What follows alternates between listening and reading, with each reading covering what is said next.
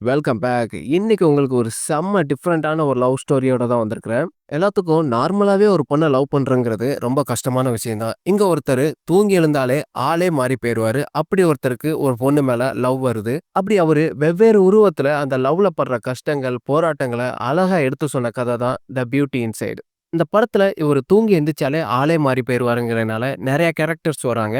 இந்த கேரக்டர்ஸ்க்கு எல்லாத்துக்குமே ஒரே பேர் தான் ஊஜின். Welcome to Tamil Hollywood talks. நான் உங்களில் ஒருவன். நம்ம சேனலுக்கு நீங்க புதுசா இருந்தீங்கன்னா சேனலை சப்ஸ்கிரைப் பண்ணிட்டு அப்படி இந்த வீடியோக்கு ஒரு லைக்கை போட்டு படத்தை கண்டினியூ பண்ணலாம். வாங்க கதைக்குள்ள போகலாம். இவர் தான் நம்ம படத்தோட ஹீரோ ஊஜின். இவருக்கு நேத்து போட்ட ஃபேன் சைஸ் வேற, ஷேட் சைஸ் வேற, ஏன் இன்னைக்கு இருக்கிற முகமே வேற தான். இதெல்லாம் இவருக்கு ஒரு பெரிய பிரச்சனையே இல்ல. இதெல்லாம் ஒரு டெம்பரவரி தான். ஏன்னா தூங்கி எழுந்தா அவர் ஆளே மாறி போயிருவாரு. எஸ், இவரு தூங்கி எழுந்தா ஆளே மாறி போயிருவாரு. கேட்கவே ஆச்சரியமா இருக்குல்ல?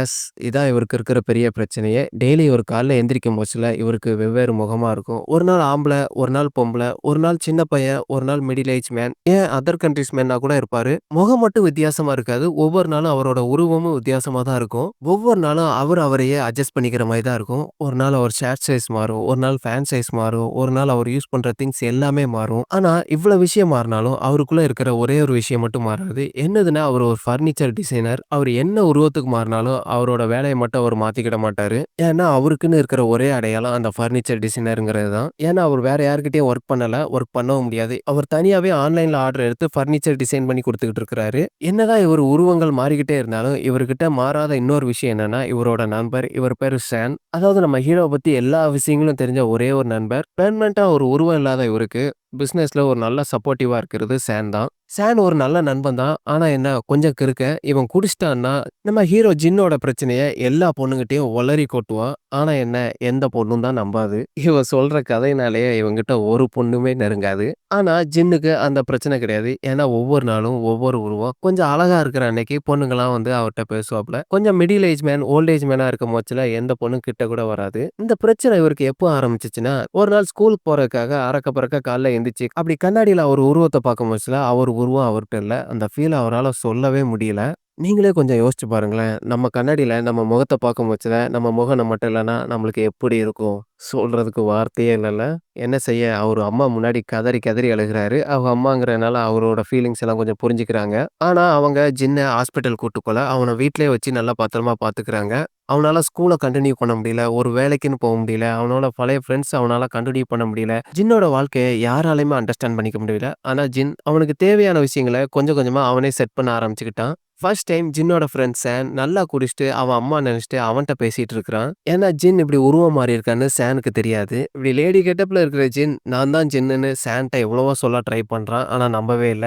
சான் கிராஸ் கொஸ்டினா நெறைய கொஸ்டின் கேட்கவும், அது எல்லாத்துக்குமே ஜின் கரெக்ட்டா சொல்லவும், சான் அப்படியே மிரண்டு போயிருதான். கொஞ்ச நேரம் கழிச்சு சான் விழுந்து விழுந்து சிரிக்க ஆரம்பிச்சுட்டான். கூடவே ஜின்னும் சிரிக்கிறான். சரி இவனாட்டும் நம்ம கூட இருக்கானே அப்படிங்கிற பட்சத்துல, ஒரு நாள் ஜின் பொண்ணா இருக்கும் போதுல சான், "நானும் ரொம்ப நாளா மொரட்டு சிங்கிளா இருக்கேன் மச்சான். எனக்கு ஏதாட்டும் பார்த்து பண்ணு" அப்படின்னு ரொம்ப அழ ஆரம்பிச்சுட்டான். அதுலருந்து ஜின் ஒண்ணு முடிவு பண்ணிட்டான். விட்டா ரேப் பண்ணிருவான்னு பொண்ணா இருக்கிறப்போ சான் பக்கமே ஜின் வரமாட்டான். கொஞ்ச நாள் நார்மலா போயிட்டு இருக்கும் பட்சத்துல சான் ஜின்ட்ட, "உன்னோட ஃபர்னிச்சர் டிசைன்லாம் யாரோ திருடிட்டு இருக்காங்க.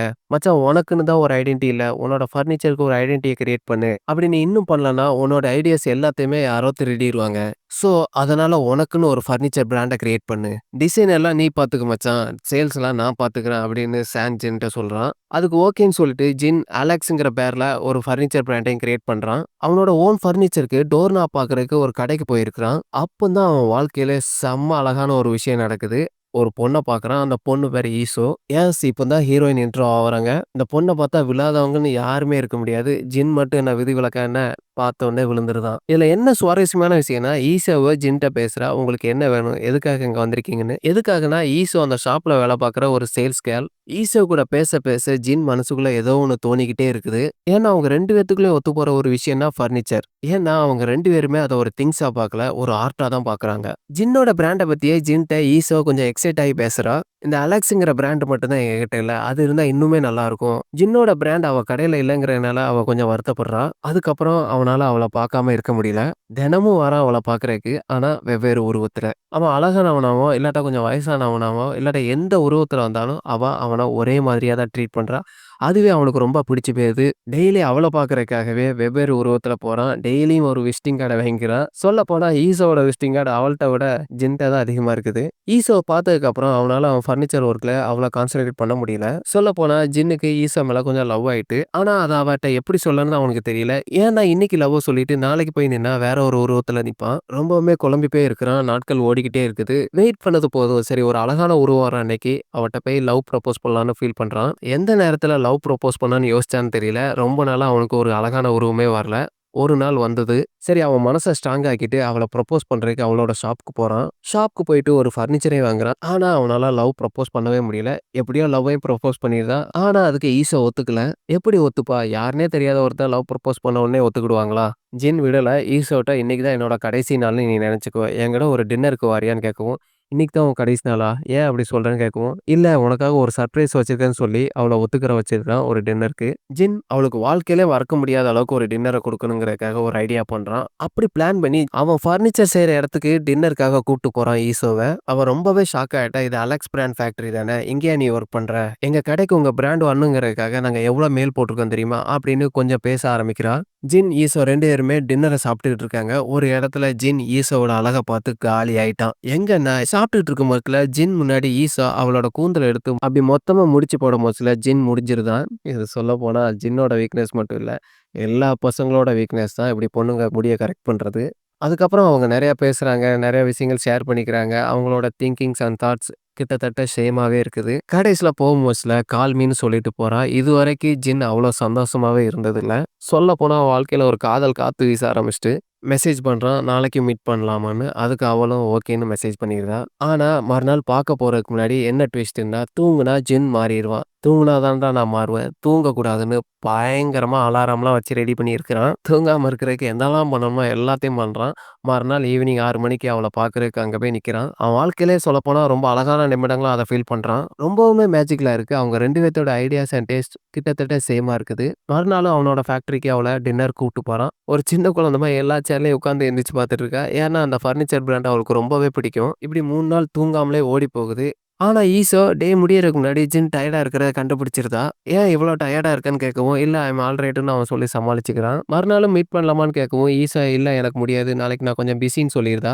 ஆல்ரெடி ஜின் 3 நாளா தூங்கல. அவனுக்கு என்ன பண்றதுன்னே தெரியல. ஏன்னா தூங்கி எந்திரிச்சா வேற ஒரு உருவமா மாறிருவான். அன்னைக்கு அவன விட்டு கிளம்பும்போதுல ஈசோ ஒரு பஸ்ல ஏறுறா. அதே பஸ்ல ஜின்னும் ஏறிக்கிறான். சரி எனக்கு நாளைக்கு டின்னர் தான் வர வேண்டாம். எனக்கு காலைல ஒரு பிரேக்ஃபாஸ்ட்டாவது என் கூட வான்னு கேட்கறான். அவ வீட்ட தெரிஞ்சுக்கிறதுக்கு அவ வீடு வரைக்கும் தனியா போறான் அவள டிராப் பண்றதுக்கு. அந்த தெருல அவங்க 2 பேரும் தனியா இருந்துக்கிறாங்க. கிட்டத்தட்ட சொல்லப்போனா அவ அழகுல மயங்கி இந்த சான்ஸ விட்டா கிடைக்காதுடா ஊச்சின்னு அவள கிஸ் பண்ணிருதான். சொல்லப்போனா அவளும் அக்செப்ட் பண்ணிக்கிறா. 2 பேரும் மாறி மாறி கிஸ் பண்ணிக்கிறாங்க. ஆனா அப்பதான் ஃபீல் பண்றான். இது எங்க போய் முடிய போகுதோ அப்படின்னு. ஆனா அதெல்லாம் பத்தி அவன் கவலைப்படாம ரொம்பவுமே ஹாப்பியா இருக்கான். நம்ம எல்லாத்துக்குமே தெரிஞ்ச ஒரு விஷயம் தானே. ரொம்பவுமே ஹாப்பியா இருந்தா பின்னாடியே ஒரு ஆப்பு ரெடியா இருக்கும்ல. அந்த ஆப்பு என்னன்னா அவன் பஸ்ல போற வழியில அவன் தூங்கிருதான். அப்புறம் தான் தெரியுமே அடுத்து என்ன நடந்திருக்கும்னு.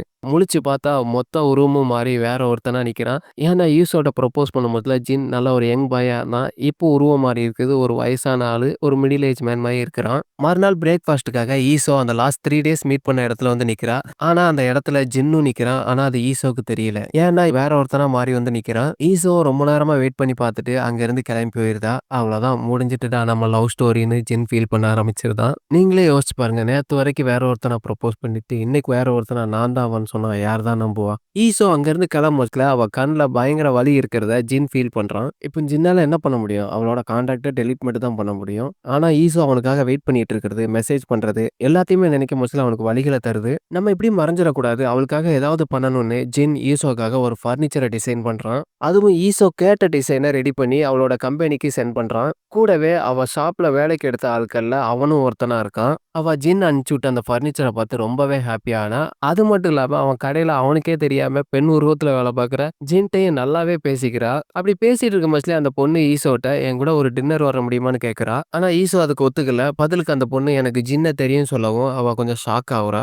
ஜின்ன தெரியும் சொன்ன உடனே அவ அந்த பொண்ணு கூட அவனோட ஃபேக்டரிக்குள்ள போறா. அந்த லேடி கெட்டப்ல இருக்கிற ஜின் எல்லாத்தையும் ஈசோட்ட எக்ஸ்பிளைன் பண்றான். ஆனா அவ நம்பவே இல்ல. இல்ல நீங்களே சொல்லுங்க யார் தான் நம்புவா? இல்ல அவன் மேல அவளுக்கு கோவம் தான் வருது. யார் நீ? எதுக்காக என்ன ஃபாலோ பண்றன்னு பயங்கரமா அழுகுறா. அப்படி ஜின் அவன் டெய்லி ஒவ்வொரு உருவமா மாறுறத அவனோட லேப்டாப்ல ஒரு ரெக்கார்டிங் வீடியோவா வச்சிருக்கான். அதையும் ப்ளே பண்ணி காமிக்கிறான். அதெல்லாம் பார்த்ததுக்கப்புறம் இனிமே நான் உன் மூஞ்சிலே முழிக்க மாட்டேன்னு சொல்லிட்டு கிளம்பி போயிருக்கா. இதுல என்ன ட்விஸ்ட்ன்னா, அவன் மூஞ்சில அவனே மறுநாள் முழிக்க முடியாது. அப்படி நாட்கள் ஓடிக்கிட்டே இருக்கு. அப்படி ஈசோ ஜின்ன பத்தி எல்லாத்துட்டயும் விசாரிக்கிறா. இந்த மாதிரி உருவங்கள்லாம் மாற முடியுமா? இதுக்கு வாய்ப்பு இருக்கான்னு எல்லாத்துட்டயும் விசாரிச்சுட்டு கடைசியில ஜின்கிட்டயே வாரா ஈசோ. அன்னைக்குன்னு பார்த்தீங்கன்னா, ஜின் ஒரு பொண்ணா இருக்கிறான். ஈசோ ஜின்ட்ட "இன்னைக்கு நைட்டு நான் உன் கூட தூங்கிக்கிடவா? நீ காலைல உருவம் மாறுறத என் கண்ணால பார்த்தேன்னா நான் நம்பிக்கிறேன்" அப்படின்னு சொல்றா. ஈசோக்குள்ள ஏற்பட்ட கேள்விகள், குழப்பங்கள் எல்லாத்துட்டயும் ஜின்ட்ட கேட்கிறா. அதுக்கு ஜின்னும் ஒவ்வொன்னா பதில் சொல்லிக்கிட்டு இருக்கிறான். ஈசோ அவன் வீட்ல காலைல எழுந்து பார்க்குறா. ஜின் எந்த மாதிரியான வாழ்க்கைய வாழ்றான்னு. அவ கண்ல பயங்கரமான ஒரு ஆச்சரியம். வேற ஒரு உருவமா ஜின் மாறி நிக்கிறத பார்க்கும் போச்சுல. அதுக்கப்புறம் என்ன ஜின்னோட வாழ்க்கையில கொஞ்சம் வசந்த காத்து வீசுது. ஜின் யார் கூட வாழணும்னு நெனச்சானோ கொஞ்ச நாள் ஹேப்பியா வாழ்ந்துகிட்டு இருக்கிறான். தினமும் ஒரு உருவம், தினமும் ஒரு செல்ஃபி. ஒரு நாள் வயசானவங்க, ஒரு நாள் ஒரு சின்ன பையன், ஒரு நாள் மிடில் ஏஜ் மேன், ஒரு நாள் பொண்ணு. அப்படின்னு ஒரு வாழ்க்கைய ஈசோ கூட வாழ்ந்துட்டு இருக்கிறான். பயங்கர சந்தோஷமா இருக்காங்க. டெய்லி ரெஸ்டாரண்ட் போறாங்க. டெய்லி ஒண்ணா சாப்பிடுறாங்க. ஈசோ கொஞ்சம் கொஞ்சமா ஊஜினிய லவ் பண்ண ஆரம்பிச்சா. ஈசோ ஜின்ட்ட நான் உன்னைய டெய்லி தொடுறத ஃபீல் பண்ணணும். பதிலுக்கு ஜின் நான் உன்னைய அன்னைக்கு புதுசா பார்க்கும் போதுல உன் கைய வந்து இறுக்கமா பிடிச்சுக்குவேன். நீயா என்ன கண்டுபிடிக்கிறதுக்கு முன்னாடி நானா உன்கிட்ட வந்து பேசுவேன்னு சொல்றான். ஈசோ ரொம்பவே ஹாப்பி ஆயிக்கிறா. அதுக்கப்புறம் அவன் ஃப்ரெண்ட் சான் கிட்ட ஈசோவ இன்ட்ரோ குடுக்குறான். சான்க்கு ஈசோ மேல கொஞ்சம் பொசசிவ்னஸ் ஆகுது. ஏன்னா ஜின் கிட்ட சான் தான் இவ்வளவு நாள் க்ளோஸா இருந்தான். இப்போ ஈசோ இருக்கிறத பார்க்கும் போதுல கொஞ்சம் பொசசிவ் ஆகுறான். அப்ப ஈசோ ஒரு விஷயத்த சொல்றான். எங்க கம்பெனில ஒரு பார்ட்டி நடக்குது. அதுக்கு நீ கட்டாயமா வரணும்னு சொல்லவும் சரின்னு சொல்றான். மறுநாள் எந்திரிச்சு பார்த்தா அவன் ஒரு வயசான பாட்டியா எந்திக்கிறான். ஈசோவோட பாஸ் ஈசோட்ட இவ்வளோ ஒரு அழகான ஒரு பொண்ணு ஒரு பார்ட்டிக்கு கூட்டும் வரலன்னா அவன் எந்த அளவுக்கு லவ் பண்றான்னு பார்த்துக்கோன்னு ஈசோ மனச கொஞ்சம் கலைக்க பார்க்குறாங்க. ஆனா ஈசோவுக்கு ஜின்னோட நிலைமை என்னன்னு தெரியும். அதனால ஜின் வராதத அவ பெருசா எடுத்துக்கல. இப்ப அந்த பார்ட்டிக்கு போகணும்னா ஜின் தூங்கி ஆகணும். தூங்கி எழுந்து பார்க்குறான். பார்த்தா அந்த பார்ட்டில அழகான ஒருத்தனா போய் ஜின் நிக்கிறான். கடவுள் அந்த அளவுக்கு அள்ளி குடுத்துட்டாரு அழக. அந்த பார்ட்டில இருந்த ஈசோவோட ஃப்ரெண்ட், பாஸ் எல்லாருமே ஜின்னோட அழக பார்த்து மிரண்டுறாங்க. ஈசோவும் அவ்வளோ ஒரு ஹாப்பியா ஃபீல் பண்றா. ஈசோ, சான், ஜின் எல்லாரும் ஒண்ணா சேர்ந்து சரக்கு அடிக்கிறாங்க. அப்போ போதையில சான் ஈசோட்ட "உன்னைய எனக்கு பிடிக்கவே பிடிக்காது. உன் மேல எனக்கு பயங்கர பொசசிவா இருக்கு. இதுக்கு மேல அங்க இருந்தா சான் மொக்க போட்டு சாவடிச்சுருவான்னு" ஜின் ஈசோவ அங்கேருந்து கூப்பிட்டு போயிருந்தான். ஜின் ஈசோவ அவனோட வீட்டுக்கு கூப்பிட்டு போயிட்டு அன்னைக்கு நைட்ட ரொம்ப ஹாப்பியா முடிக்கிறாங்க. அப்பதான் ஈசோவுக்கு இன்னொரு பிரச்சனை வருது. அவ அக்கா அவ ஃபோன் எடுத்து பார்க்குறா. அப்படி அவ டெய்லி ஒரு ஆம்பளையோட ஃபோட்டோ எடுத்திருக்கிறத பார்த்துக்கிறா. அது மட்டும் இல்லாம அவ ஆஃபீஸ்லயும் கொஞ்சம் கேள்வி கேட்க ஆரம்பிச்சிருந்தாங்க. "என்ன நீ டெய்லியும் ஒவ்வொருத்தவங்க கூட சுத்துறியாமே?" அத அவளால தாங்கிக்கவே முடியல. மறுநாள் ஒரு குழப்பத்துல ஈசோ ஜின்ன பார்க்கறதுக்கு நிக்கிறா. அந்த டைம்ல ஜின்னும் ஈசோட்ட கொஞ்சம் விளையாட்டு காமிச்சிருந்தான். "இன்னைக்கு நீயா என்னைய கண்டுபிடின்னா அவன் கைய வந்து பிடிக்க மாட்டேன்னு சொல்லிக்கிறான்." ஆனா அது அவளுக்கு கொஞ்சம் பயமா இருக்குது. எப்படி யாருன்னே தெரியாதவன்ட்ட எப்படி வந்து பேச முடியும்? ஜின் வந்து நிக்கவும் ஈசோ கோவிச்சுட்டு அங்கிருந்து கிளம்பிருதா. ஆனா அந்த கோவம்லாம் கொஞ்ச நாள் தான் இருக்கு. மறுபடியும் ஈசோ ஜின்ட்ட பேச ஆரம்பிச்சிருதா. கொஞ்ச நாள் போக போக ஈசோவோட வாழ்க்கையில ரொம்ப மாற்றங்கள் ஆகுது. அவ ரொம்பவே டயர்டா இருக்குதா. எப்பவும் பார்த்தாலும் தூங்கிட்டே இருக்கிறா. இதுக்கு முன்னாடி இருந்த மாதிரி டே ஃபுல்லா அவ்வளோ ஆக்டிவா அவளால இருக்க முடியல. சானும் ஜின்ன பயங்கரமா திட்டுறா. "நீ என்ன அவ கூடயே டைம் ஸ்பெண்ட் பண்ணிட்டு இருக்க? உனக்கு வேலை இல்லையா? வேலையிலேயே ஃபோகஸ்டா இருன்னு" சொல்றான். ஜின் இதான் மேரேஜ் பண்றதுக்கு ரைட் டைம் அப்படின்னு ஈசோக்காக ஒரு மோதிரத்த அவனே ரெடி பண்றான். அந்த டைம்ல ஈசோட்ட ஈசோவோட பாஸ் கம்ப்ளைண்ட் பண்றாங்க. "நீ முன்ன மாதிரி ஒர்க்ல ஃபோகஸ்டா இல்ல. நீ டெய்லி ஒவ்வொருத்தன்ட்ட சுத்துறியாமே." ஆனா நான் அதெல்லாம் நம்பல. என்னத்தையோ பெருசா யோசிச்சுட்டே ஈசோ அங்கிருந்து கிளம்பிருதா. மறுநாளே ஜின்னும் ஈசோட்ட "நம்ம கல்யாணம் பண்ணிக்கலாமா?" அப்படின்னு கேட்கறான். கல்யாணம் சொன்னதுமே ஈசோ முகத்துல ஒரு குழப்பத்த பார்க்கறான். இந்த வாழ்க்கை எப்படி இருக்குமோன்னு அவ கண்ல ஜின் பயத்த பார்க்கறான். ஈசோ எனக்கு யோசிக்கிற கொஞ்சம் டைம் வேணும். ஜின்னும் கொஞ்ச நாள் அவட்ட பேசாம இருந்துக்கிறான். ஈசோ ரொம்பவே கஷ்டப்படுறா. பயங்கரமா அழுகுறா. அப்படி திடீர்னு ஒரு நாள் ஈசோ மயக்கம் போட்டு கீழ விழுந்துருதான். ஜின் அவள ஹாஸ்பிட்டல்ல கூப்பிட்டு காமிச்சதுல அவ பையில இருந்து சில டேப்லெட்ஸ் எடுக்குறாங்க. யாரோ ஒரு சைக்காட்டிஸ்ட் அந்த மாத்திரை வாங்கியிருக்கா. அப்ப ஈசோவோட போன்ல அவ ரெக்கார்ட் பண்ண ஒரு வீடியோ பார்க்கறா. அப்பதான் புரியுது ஈசோ ஜின்ன எந்த அளவுக்கு லவ் பண்ணாங்கிறத.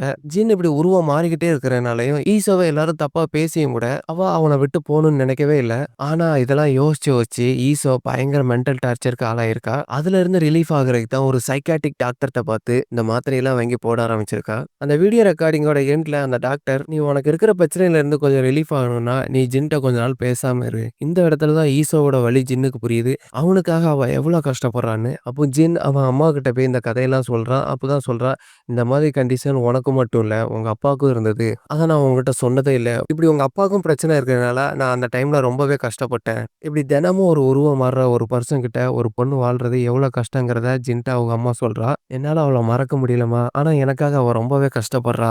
பேசிக்கா லவ்னா என்ன? கூட இருக்கிறவங்கள கஷ்டப்படாம சந்தோஷமா பார்த்துக்கணும்." ஜின் அப்பந்தான் ஒரு விஷயத்த யோசிக்கிறான். சரி இனிமே ஈசோவ மீட் பண்ண வேணாம்.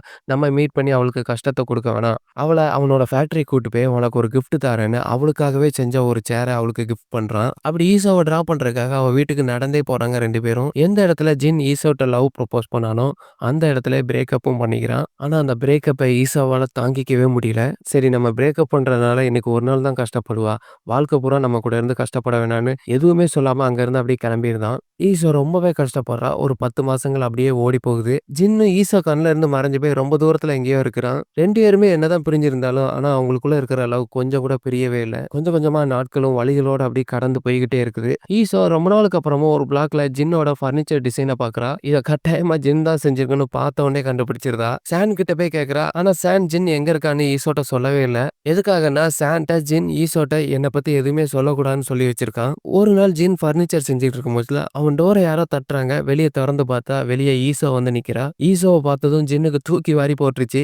ஜின்ன பார்த்ததுமே அவ கண்டுபிடிச்சுட்டா. இருந்தாலும் இங்க ஊஜின்னு யாரும் இருக்கிறாங்களான்னு கேட்கிறா. ஜின்னா அது யாரு? இங்க யாரும் அப்படி இல்ல. நீங்க கிளம்புங்க அப்படின்னு சொல்லிருதான். ஆனா ஈசோ வேற ஒரு ரூட்ல பேச ஆரம்பிச்சுட்டா. நான் அந்த பர்னிச்சர்ஸ்லாம் வாங்க தான் வந்தேன். இந்த டிசைன்லாம் உங்ககிட்ட கிடைக்குமாமே. உள்ள வரலாமான்னு கேட்டு அவன் பர்னிச்சர் செய்ற ரூம்குள்ளேயும் போயிருதா. சொல்லப்போனா 10 மாசம் கழிச்சு ஒருத்தங்களுக்கு ஒருத்தங்க மீட் பண்ணிக்கிறாங்க.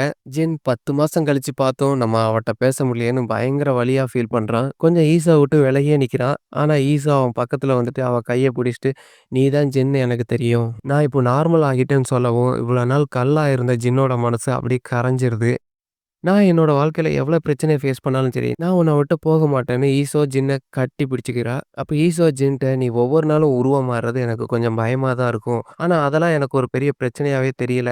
ஆனா என்னதான் உன் உருவங்கள் மாறிட்டு இருந்தாலும், ஆனா உள்ளுக்குள்ள இருக்கிற உன் மனசு அழகா தான் இருந்துச்சு. அதான் அந்த பியூட்டி இன்சைட்ன்னு" ஈசோ ஜின்ட்ட சொல்றா. "ஸோ அதனால நீ இப்படி உருவம் மாறுறதுனால எனக்கு ஒரு பிரச்சனையும் இல்ல.